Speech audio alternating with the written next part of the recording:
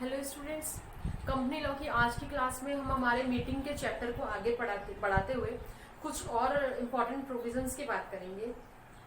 हम लोगों ने काइंड्स ऑफ मीटिंग्स की बात करी है और मीटिंग्स में जो नोटिस दिया जाता है उसकी प्रोविजंस को भी हमने देखा है लास्ट लेक्चर में। आज हम लोग मीटिंग के रिगार्डिंग ही कुछ इम्पोर्टेंट प्रोविजंस लाइक जैसे कोरम के बारे में बात करेंगे, अपॉइंटमेंट ऑफ जो आपके चेयरमैन है उनके बारे में, प्रॉक्सी के बारे में, ये जो इम्पोर्टेंट आपके कुछ टॉपिक्स हैं उस पर चर्चा करेंगे।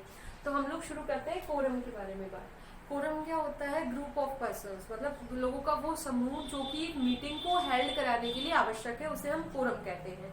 तो कंपनी में मीटिंग्स करवाने के लिए कितने लोगों की आवश्यकता होती है, मिनिमम कितने लोग रिक्वायर्ड होते हैं, उसके बारे में बात करता है section 103 of the companies act. हम लोग बात करें पब्लिक कंपनी और प्राइवेट कंपनी, तो दोनों में अलग अलग नंबर ऑफ मेंबर्स रिक्वायर्ड होते हैं। ठीक है, दोनों में अलग अलग कोरम चाहिए होता है। फर्स्ट पब्लिक कंपनी की हम बात करें तो मिनिमम 5 से 30 व्यक्ति, मिनिमम 5 to 30 पर्सन्स पर्सनली, मतलब प्रॉक्सी नहीं होना चाहिए, उनकी तरफ से कोई और रिप्रेजेंटेटिव नहीं होना चाहिए, वो व्यक्ति पर्सनल ही प्रेजेंट होने चाहिए उस मीटिंग में। प्राइवेट कंपनी की बात करें तो मिनिमम 2 मेंबर्स पर्सनली प्रेजेंट होने चाहिए। ठीक है, अब देखिए 5 to 30 का मतलब ये है कि अगर 1000 मेंबर्स है कंपनी में तो वहां पर मिनिमम 5 होने चाहिए, और अगर कंपनी के सदस्यों की संख्या 1000 से 5000 के बीच में है तो 15 होने चाहिए, और अगर मान लीजिए अबाउट 5000, अगर 5000 से ज्यादा मेंबर्स है कंपनी के तो वहां पर मिनिमम 30 तो होने ही चाहिए कोरम पूरा करने के लिए। लेकिन ध्यान रखिए ये जो मिनिमम नंबर ऑफ मेंबर्स है ये क्या होने चाहिए? पर्सनली होने चाहिए, पर्सनली प्रेजेंट होने चाहिए। यहां पर उनके द्वारा भेजे गए प्रॉक्सी से काम नहीं चलेगा। ठीक है, तो कोरम पूरा करने के लिए ये लोग पर्सनली ही प्रेजेंट हो, और प्राइवेट कंपनी में मिनिमम 2 पर्सनली प्रेजेंट हो। क्लियर?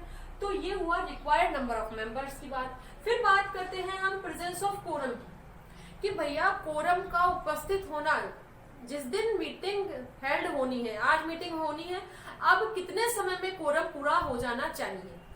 मान लीजिए आज मीटिंग शुरू का टाइम शुरू हो गया, 10 o'clock मीटिंग शुरू होनी है, अब 10:30 तक, मतलब with in half an hour जो है स्टार्टिंग फ्रॉम मीटिंग, कंपनी के मीटिंग के शुरू होने के आधा घंटे के अंदर वो कोरम पूरा हो जाना चाहिए। आप 10:30 बजे तक इंतजार कर सकते हो, तो 10 बजे आपकी मीटिंग शुरू हुई, 10:30 बजे तक वो कोरम कंप्लीट हो जाना चाहिए, अदरवाइज वो मीटिंग आपकी स्थगित हो जाएगी, अदरवाइज मीटिंग आपकी एडजर्न हो जाएगी। ठीक है, जैसा मैंने लिखा भी है, half an hour from time starting of meeting, otherwise meeting क्या हो जाएगी? आपकी एडजर्न हो जाएगी, स्थगित हो जाएगी। और जो ये मीटिंग आपकी स्थगित हो जाएगी, ठीक है, इस मीटिंग के बारे में कि अब ये मीटिंग कब होगी नेक्स्ट टाइम, तो वो मीटिंग जो स्थगित हो जाएगी वो अगले दिन, अगली नेक्स्ट वीक को स्थगित हो जाएगी, उसी दिन के लिए, उसी समय के लिए, उसी स्थान पर। ठीक है, या फिर बोर्ड ऑफ डायरेक्टर्स जैसा रिकमेंड करे वैसा उस समय हो जाएगी, लेकिन वो मीटिंग स्थगित हो जाएगी। और जनरली अगर बोर्ड ऑफ डायरेक्टर्स कुछ रिकमेंडेशन नहीं देते हैं तो वो नेक्स्ट वीक को उसी सेम टाइम और सेम प्लेस पर होती है कंडक्ट। ठीक है, इसके अलावा इसका एक एक्सेप्शन की हम लोग बात कर ले, जो सेक्शन 100 में, सेक्शन 100 आपको याद हो तो हमने लास्ट लेक्चर में ईजीएम की बात करी थी, एक्स्ट्राऑर्डिनरी जनरल मीटिंग की, जिसमें हमने 4 लोगों के बारे में कहा था कि 4 लोग हैं ये ईजीएम बुला सकते हैं, कंडक्ट करवा सकते हैं। वहां पर हमने पढ़ा था 3rd point, EGM conducted from requisitionist. जब रिक्वेशनिस्ट द्वारा वो ईजीएम बुलाई जाती है, और यदि मान लीजिए वो बुलाने वाले व्यक्ति रिक्वेशनिस्ट जो होते हैं, अगर वो ही उस मीटिंग में नहीं आ पाते, हाफ एन आवर अगर वो ही कोरम को पूरा नहीं कर पाते, तो ऐसी दशा में मीटिंग एडजर्न नहीं होती, वो मीटिंग क्या हो जाती है बच्चों? कैंसिल हो जाती है।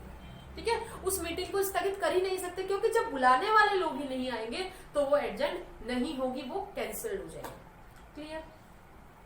फिर हम बात करें कि ऐसी जो मीटिंग जो ऊपर हम पढ़कर आए हैं, एडजर्न मीटिंग जब एडजर्न हो गई तो नेक्स्ट वीक उसको मान ले, या बोर्ड ऑफ डायरेक्टर जैसा रिकमेंड करे वैसे मान ले, तो ऐसी एडजर्न मीटिंग को भी बुलाने के लिए 3 दिन का प्रायर नोटिस देना जरूरी है। 3 दिन पूर्व की सूचना देना जरूरी है कि भैया अब ये मीटिंग जो है वो इस दिन हेल्ड होगी, इस दिन कंडक्ट होगी, या फिर एडवर्टाइजमेंट दे दें आप न्यूज़पेपर में एक इंग्लिश न्यूज़पेपर में और एक जो भी आपका लोकल लैंग्वेज का न्यूज़पेपर है उसमें आप एडवर्टाइजमेंट दे दें, ठीक है, किसके लिए, अर्जेंट मीटिंग के वास्ते। क्लियर। फिर हम बात करते हैं सेक्शन 104 जो अपॉइंटमेंट ऑफ चेयरमैन की बात करता है।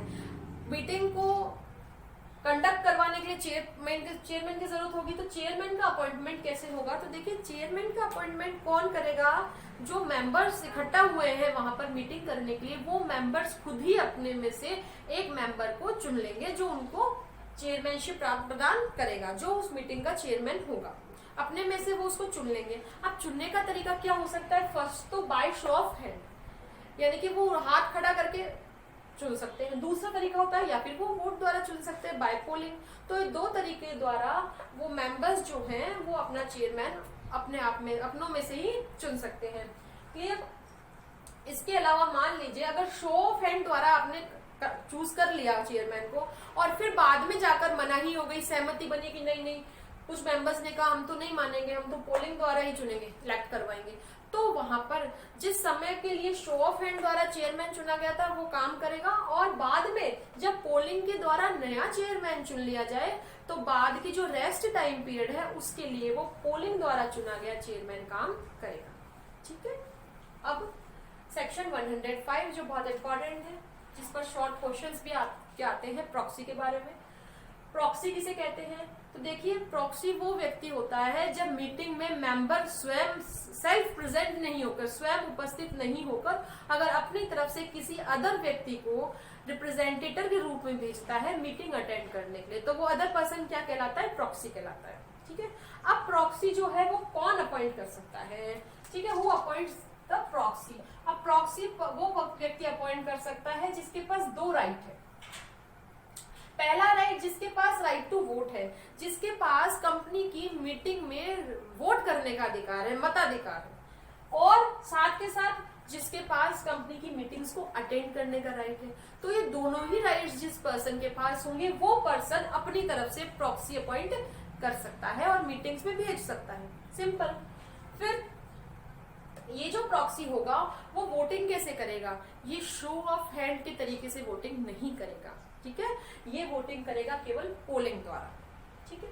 इसके अलावा एक बार में जो प्रॉक्सी है, प्रॉक्सी जो है वो कितने व्यक्तियों को रिप्रेजेंट कर सकता है, तो मैक्सिमम 50%। फॉर एग्जाम्पल मान लीजिए मिस्टर एक्स है, हम लोग मेंबर्स है किसी कंपनी के और मिस्टर एक्स है, मैं भी चाहती हूँ कि मैं मिस्टर एक्स को प्रॉक्सी अपॉइंट करके भेजूं, आप भी चाहते हैं, वो भी चाहते हैं, ये भी चाहते हैं, हम सब चाहते हैं कि हम मिस्टर एक्स को भेजें। अब मिस्टर एक्स जो है मैक्सिमम कितने लोगों के प्रॉक्सी बन सकते हैं, तो उसका आंसर है मैक्सिमम 50। वो 50% को रिप्रेजेंट कर सकते हैं, उससे ज्यादा नहीं। ठीक है। इसके अलावा जो है सेंट्रल गवर्नमेंट कुछ कंपनीज पर रेस्ट्रिक्शंस भी लगा सकती है कि इन कंपनीज में प्रॉक्सीज अपॉइंट नहीं किए जाएंगे, और ऐसी कंपनियां जिनकी शेयर कैपिटल नहीं है वो प्रॉक्सीज अपॉइंट नहीं कर सकती। लेकिन अगर वो अपने आर्टिकल्स में प्रोविजन करती है कि भैया हम आर्टिकल्स में डाल देती है कि प्रॉक्सी अपॉइंट कर सकते हैं, कंडीशंस डाल देती है कि हम प्रॉक्सी अपॉइंट करेंगे, उनसे रिलेटेड जो भी शर्तें वगैरह वो बता देगी उसमें, तब वो कंपनियां जिनकी शेयर कैपिटल नहीं है वो भी प्रॉक्सीज अपॉइंट कर सकेगी। तो ये दो इंपॉर्टेंट बातें और भी आपको ध्यान रखनी है। फिर हम लोग बात करते हैं इंफॉर्मेशन अबाउट प्रॉक्सी। देखिए जो नोटिस, जहां जो हम लोग सेक्शन 101 में जिस नोटिस की हमारे लास्ट लेक्चर में बात करके आए हैं, वहां पर जो उस नोटिस में हमें प्रॉक्सी के बारे में भी इंफॉर्मेशन देनी होगी। यदि हमारी कंपनी प्रॉक्सीज के अपॉइंटमेंट के बारे में, प्रॉक्सीज का अपॉइंटमेंट कर सकती है और कर रही है, तो उसके बारे में सूचना उस नोटिस में देनी होगी। यदि नहीं देती है कंपनी, प्रॉक्सीज अपॉइंट हो रहे हैं, उसके बाद भी वो सूचना अगर नोटिस में नहीं डाली जाती है, तो वहां पर जो भी कंपनी है या जो जिम्मेदार अथॉरिटी है उस पर 5,000 रुपए तक का फाइन लगाया जा सकता है। क्लियर। नेक्स्ट, प्रॉक्सी जो है आपका, देखिए प्रॉक्सी फॉर्म की बात करते हैं हम लोग। भाई प्रॉक्सी को अपॉइंट करने के लिए फॉर्म, जैसे मुझे मिस्टर एक्स को प्रॉक्सी अपॉइंट करना है मीटिंग में, तो मुझे प्रेस्क्राइब फॉर्म भरकर देना होगा कंपनी को। तो उस फॉर्म के लिए ड्यूरेशन क्या होगा, मीटिंग शुरू होने के 48 घंटे पहले 48 आवर्स का टाइम पीरियड फिक्स है भाई। इसमें कंपनी अपने आर्टिकल्स में कुछ भी प्रोविजन कर ले, कंपनी ये कह ले कि नहीं साहब ज्यादा बढ़ा दे या कम कर दे घंटों को, तो कंपनी कर ले तो भी कोई फर्क नहीं पड़ता। 48 आवर्स मीन्स 48 आवर्स, ठीक है। तो कंपनी जो है, कंपनी की मीटिंग शुरू होने के 48 घंटे पहले तक प्रॉक्सी फॉर्म जमा करवाया जा सकता है, ये 48 आवर्स फिक्स है। फिर बात आती है कि company can't give recommendation about proxies और अपॉइंटमेंट ऑफ प्रॉक्सीज। कंपनी अपनी तरफ से किसी भी मेंबर को रिकमेंड नहीं करेगी कि आप इन लोगों को प्रॉक्सी अपॉइंट करेंगे, या एक कोई लिस्ट दे दी मिस्टर ABCD कि आप इनमें से किसी को प्रॉक्सी अपॉइंट कर लीजिए, तो कंपनी अपनी तरफ से किसी प्रकार का रिकमेंडेशन अपने मेंबर्स को नहीं देगी। एक बात। दूसरी बात ये हो सकती है कि यदि मान लीजिए कोई मेंबर खुद रिकमेंडेशन मांगता है, तो उस मेंबर के खर्चे पर कंपनी उसको रिकमेंडेशन दे सकती है, वो गलत नहीं होगा। खुद की तरफ से कंपनी कभी भी प्रॉक्सीज के बारे में कोई भी रिकमेंडेशन नहीं देगी या प्रॉक्सीज मुहैया नहीं करवाएगी, ठीक है। अगर मेंबर चाहता है तो ही कंपनी ऐसा करेगी, वो भी मेंबर के खर्चे पर। Clear. Next, proxy form must be written. जो प्रॉक्सी फॉर्म होगा, जो प्रॉक्सी के संबंध में भर के दिया जा रहा है कंपनी को, वो कैसा होना चाहिए? लिखित में होना चाहिए। उसके बारे में कंपनी अपने आर्टिकल्स में जो भी लॉ को फॉलो करते हुए, रूल्स को फॉलो करते हुए कोई फॉर्म निकाल सकती है अपना भी, और उस जो विहित प्रारूप है उसमें उस फॉर्म को भर के दिया जा सकता है, तो वो लिखित में होता है बेटा। दूसरी चीज ये होती है कि अगर मान लो कंपनी खुद का अपना फॉर्म नहीं भी इशू करती है, तो वहां पर कंपनी मैनेजमेंट और जो आपके एडमिनिस्ट्रेशन रूल्स है 2014 वाले, उसके अंदर आपको फॉर्म दे रखा है MGP 11 के नाम से। तो ये जो फॉर्म है वो प्रॉक्सी फॉर्म है, तो इस फॉर्म को भी वो कंपनी फॉलो कर सकती है, ठीक है। इसके थ्रू भी प्रॉक्सी फॉर्म इशू किए जा सकते हैं। फिर बात आती है इंस्पेक्शन की, इंस्पेक्शन ऑफ प्रॉक्सी फॉर्म की। क्या प्रॉक्सी के फॉर्म का इंस्पेक्शन किया जा सकता है? कोई भी मेंबर व्यक्ति जो प्रॉक्सी फॉर्म देखना चाहता है, वो मीटिंग जो है आपकी उसके शुरू होने से 24 घंटे पहले से लेकर बिफोर 24 आवर्स, मीटिंग शुरू होने के 24 घंटे पहले से लेकर मीटिंग के कंक्लूड होने तक ये जो पूरा टाइम पीरियड है ये उसके पास होता है। कोई भी व्यक्ति, इस जो भी मेंबर है वो प्रॉक्सी फॉर्म का इंस्पेक्शन कर सकता है, ठीक है। तो ये सेक्शन 105 था आपका इम्पोर्टेंट, जो प्रॉक्सीज के बारे में बताता था। अब हम बात करेंगे सेक्शन 106 की।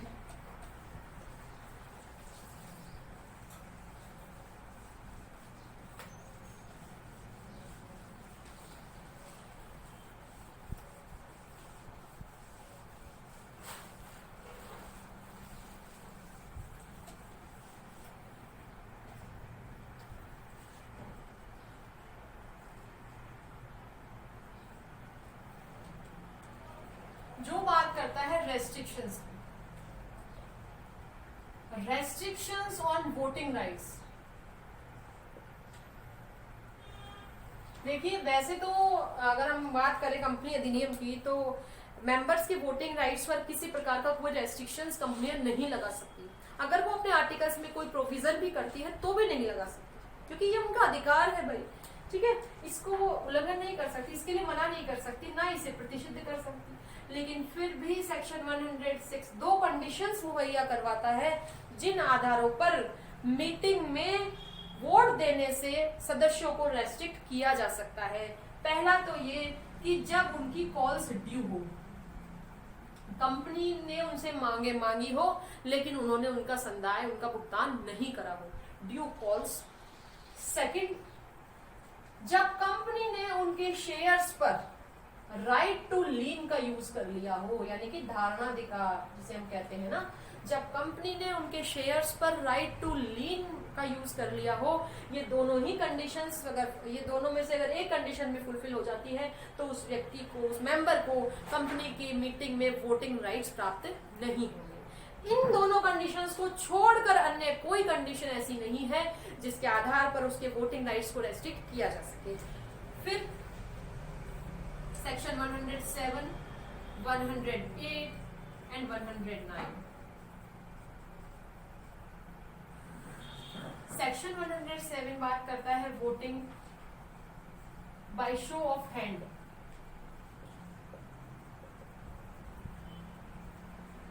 एट बात करता है voting by electronic means.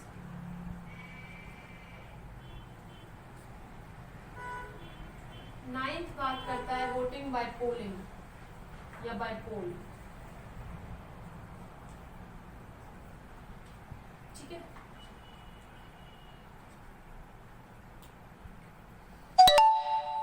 Section 107 बात करता है शो ऑफ हैंड द्वारा वोटिंग की, कि ये कहता है कि जब 108 और 109 के अकॉर्डिंग वोटिंग इलेक्ट्रॉनिक मींस से नहीं करवाई जा रही है, किसी इलेक्ट्रॉनिक साधन से नहीं करवाई जा रही है या पोलिंग द्वारा नहीं करवाई जा रही है, तो वोटिंग कैसे होगी, शो ऑफ हैंड द्वारा होगी, ठीक है। हाथ खड़ा करके इसमें मेंबर्स अपने वोट देते हैं।